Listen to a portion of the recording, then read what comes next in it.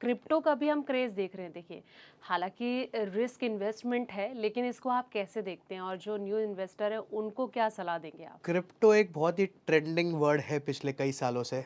बहुत पॉपुलर हुआ है ये यंगस्टर्स के बीच में और overall through out the world में। मैं आपको मेरे एक दोस्त की कहानी बताता हूँ एक्चुअली।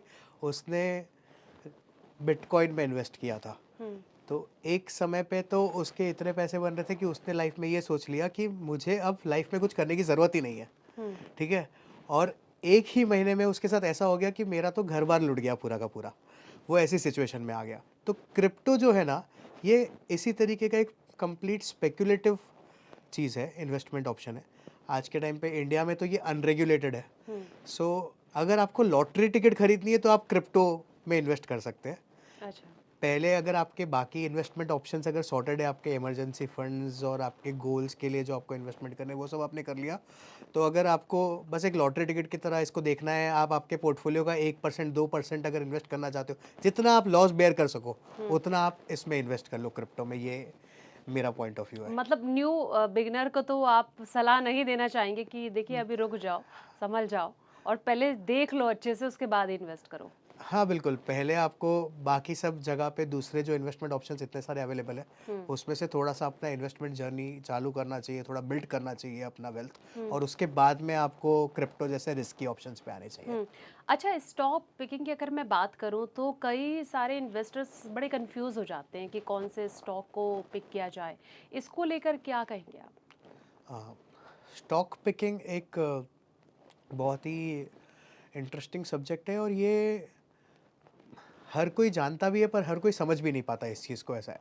हुँ, सो स्टॉक पिकिंग के बहुत सारे तरीके होते हैं। एक बहुत अच्छा तरीका मैं आपको बताता हूँ कि जैसे कि आप जिस कंपनी को जानते हो, जिस कंपनी के प्रोडक्ट्स को देखते हो या यूज़ करते हो, उस तरीके की चीज़ में आप इन्वेस्ट कर सकते हो जिसमें आपका फ्यूचर दिखता है। फॉर एग्ज़ाम्पल आप आशीर्वाद आटा जो है वो हम सब खाते हैं, हम आईटीसी के होटल्स देखते हैं। हुँ, लोग सिगरेट पीते हैं, उनको ब्रांड पता है वो कौन से ब्रांड्स कौन सी कंपनी से बिलोंग करते हैं। सो इस हिसाब से शायद आपको लग रहा है कि ये सब का कंजम्पशन मुझे दिख रहा है, हुँ, इतना ज़्यादा पॉपुलर हो रहा है ये चीज़, आईटीसी के होटल में इतने सारे लोग जा रहे हैं, ये हुँ, सब हो रहा है, तो मैं शायद आईटीसी का स्टॉक पिक करूँगा। या फिर अगर लगता है कि ईवी का फ्यूचर, कई लोगों को समझ में आता है इलेक्ट्रॉनिक व्हीकल्स, ईवी का फ्यूचर बहुत ब्राइट है, तो ईवी मैन्युफैक्चरिंग करने वाली कौन सी सबसे बड़ी ऑटोमोबाइल कंपनी है जो सबसे ज़्यादा ईवी पे फोकस कर रही है। रौनक, एक सवाल मेरा ये कि बहुत सारे लोग ना जब इन्वेस्टमेंट करते हैं, अपना पैसा कहीं पे लगाते हैं, तो वो बहुत तरह की मिस्टेक कर जाते हैं, जिससे कि उनका जो पैसा है, पूरी इन्वेस्टमेंट चीज़ें हैं, वो सब डूब जाते हैं। तो ऐसे लोगों को क्या एडवाइस करेंगे और क्या-क्या हिदायत उनको देंगे कि थोड़ा बचना चाहिए उनको इससे? तो मैं आपको बेसिक कुछ मिस्टेक्स है जो हर कोई अपनी इन्वेस्टमेंट जर्नी में करता ही है बाय डिफ़ॉल्ट। मैंने भी किया है और जितने एक्सपर्ट्स हैं उन लोगों ने भी किया होगा। सो ऐसी कुछ चीज़ें हैं, जैसे सबसे पहला जो मिस्टेक होती है इन्वेस्टमेंट में वो होता है फोमो। ठीक है, अच्छा। Fear of missing out. हुँ, हम सबको ये फियर होता है कि इसने इन्वेस्ट कर लिया, इसने ये स्टॉक इतने पे लिया था, ये स्टॉक इतना अब तो इतना बढ़ गया, हुँ, तो मुझे भी ले लेना चाहिए। और मैं शायद वो फ़ियर ऑफ मिसिंग आउट में वो चीज़ ले लेता हूँ without any research, without any proper study, मैं शायद उसको बाय कर लेता हूँ। इस तरीके की मिस्टेक हम करते हैं। फिर एक मिस्टेक जो हम करते हैं वो होता है जो हमारा कैपिटल एलोकेशन बोलते हैं हम उसको।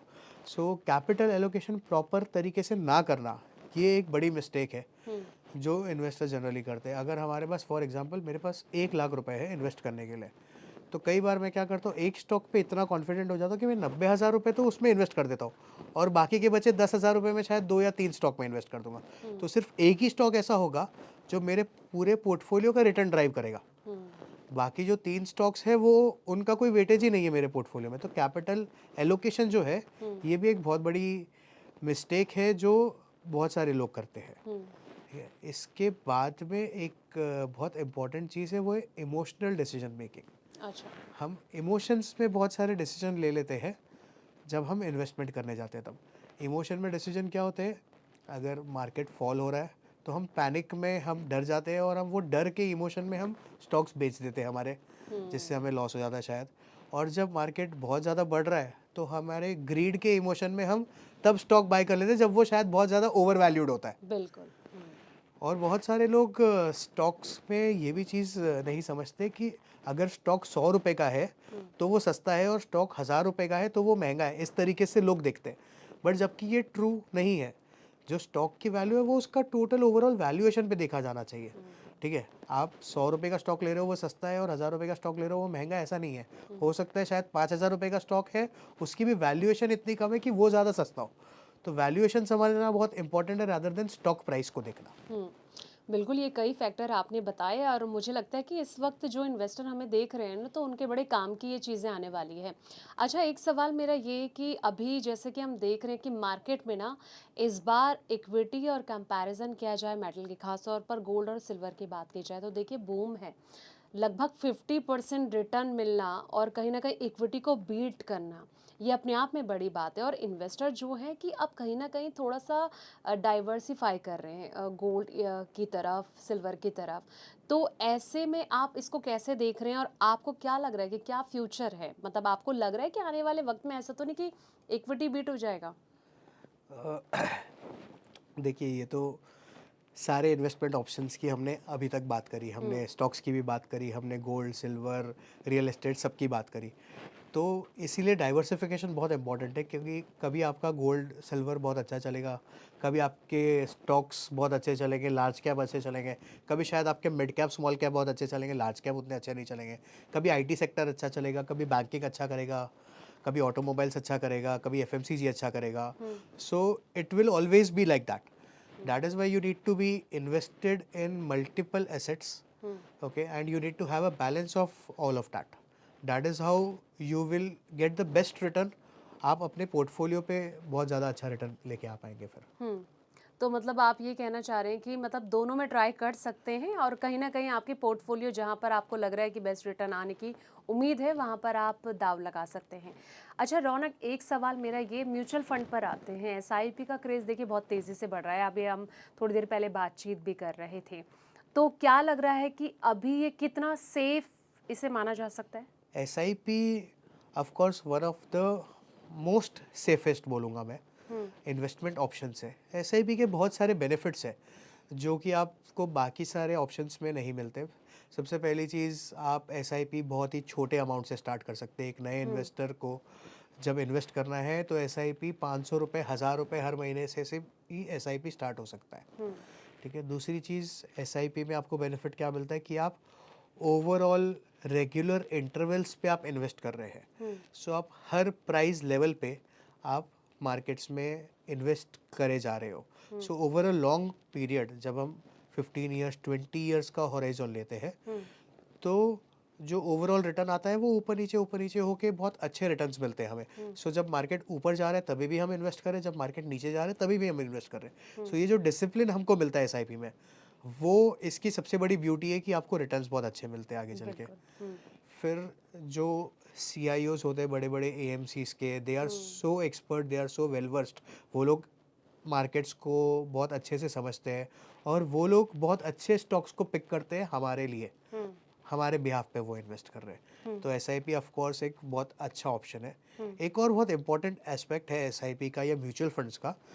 जब आप म्यूचुअल फंड्स में इन्वेस्ट करते हो, जब आप डायरेक्ट स्टॉक्स में इन्वेस्ट करते हो, मान लो आपने एक स्टॉक में डायरेक्ट आज इन्वेस्ट किया, हुँ, वो 4 महीने 5 महीने में बढ़ गया, वो स्टॉक का प्राइस शायद 40-50% बढ़ गया, तो आप उसको बेच दोगे।